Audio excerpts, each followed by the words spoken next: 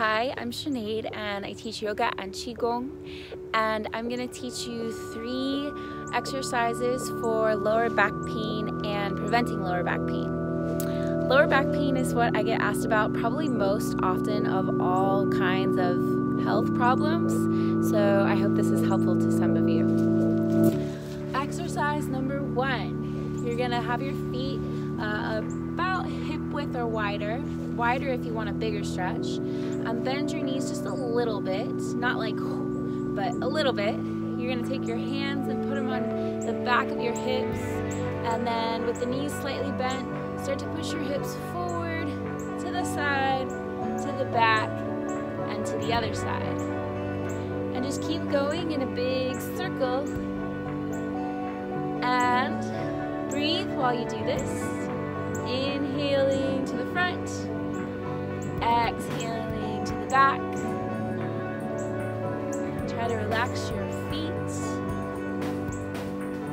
and really try to feel the stretch on all parts of your hips. When you practice by yourself, do maybe 3 or 6 or 9 rounds. Or if you really want it to be therapeutic, do at least 12 or maybe 18 in super slow motion. Go the other way.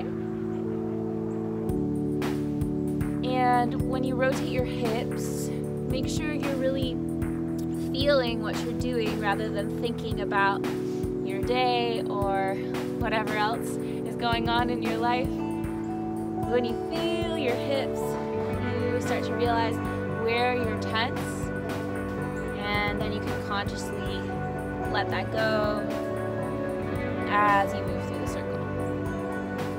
This is really good to do first thing waking up. It's something I do almost every single morning, and it's really nice to do in the middle of the day if you've been sitting for a long time. So that's exercise 1. Exercise 2 is to lengthen your spine.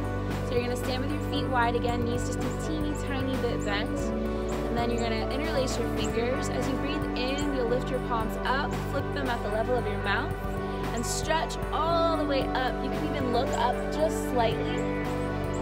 When you can't stretch anymore, breathe out, soften the knees again, and palms float down as if they're riding on top of water.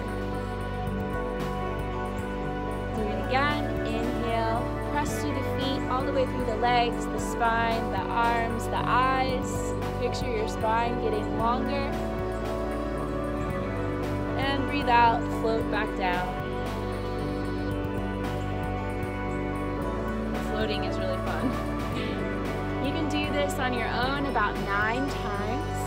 Each time you inhale, getting really tall, stretching, maybe even pulling your stomach slightly up and in at the end.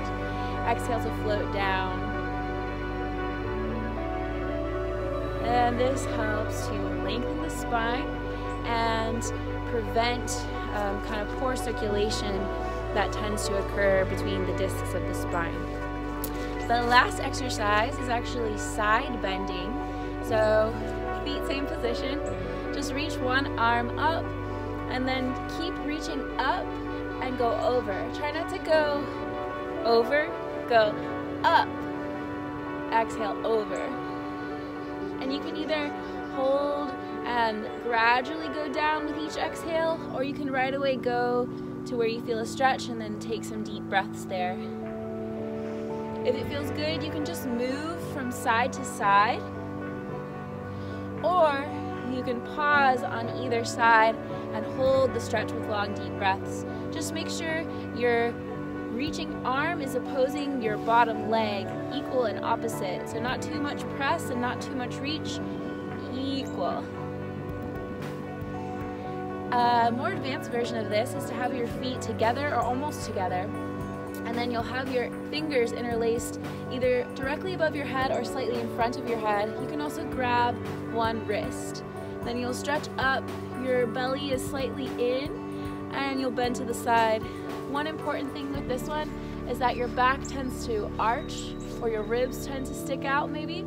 So try to keep neutral spine, neutral ribs, neutral hips. So when you go to the side, you're not arching, you're kind of straight over. And side bending is really incredible for the lower back. If you do this every morning or just when you've been sitting for a long time, it can really help loosen up the spine. One other quick note about back pain. Back pain actually often comes from poor circulation. So just warming your lower back or tapping your lower back can be really beneficial. Second, the muscles in the front of the hips, if you don't already know, actually often contribute to pain in the back. So make sure you find someone who shows you how to stretch the front of your hips properly so that you're not hurting your lower back by arching it too much as you do that stretch. Last, you also want to make sure to stretch your outer hip, like in the pigeon pose if you know that one, because this is a common source of back pain as well. Watching. If you have any questions or specific back stuff going on, you can always feel free to come to my yoga classes, hopefully creating some online videos of yoga and qigong classes so you can join in those too. Come see me and hopefully we can help your back. Thanks for watching.